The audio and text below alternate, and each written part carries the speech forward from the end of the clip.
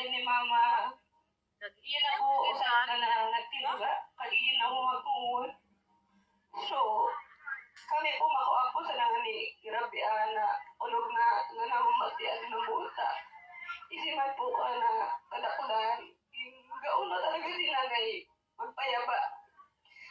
Ako po kaya isig ko man ako. Ako lang ang bilang makuha po kanya na dati pag na-hospital talaga ya. Anak, ako nagbabantay kanya kaso ang mga anak. Nagkatrabaho ko kaya di naman ako kanya makaiyan. Pero sabi ko kanigan niya, ayat ako niyang sorry. Sabi ko kanya na sorry nga na ko ta. Hindi rin nga ako kanya mo nakakapagbantay hiramrag. Isig ko na ako na naintindihan mo man ako ta. Nagkatrabaho man ako. Pero nagpapasalamat ako kayo si Taya sa to. Punta poon nagbantay, ginanay hanggang sa dulo sa niya paraan niya. Tapos ki ante, grabe ba ito salamat na mo ta. Isinamo ko yung gauno ka sakripisyo niya punta poon. Kaya ante, salamat sa pagbayawa kay nanay ko ng anak mo. Pati ka na mangud mo, anong mga pamangkin mo. Nay, salamat kung amin na sakripisyo, pagmamahal, pagpayabak ano mo, hanggang sa pagpaduag.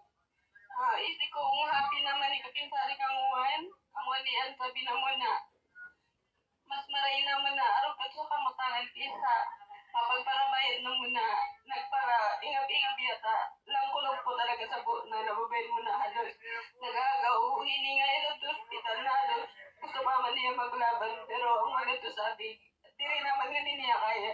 Ang ulipat sa istorya niya ako sa hospital na, sabi niya, sabi niya si tatay mo pa, balik-balik niya sa hospital. Kinukukong niya ako, sabi niya, yun magaling mo na ta.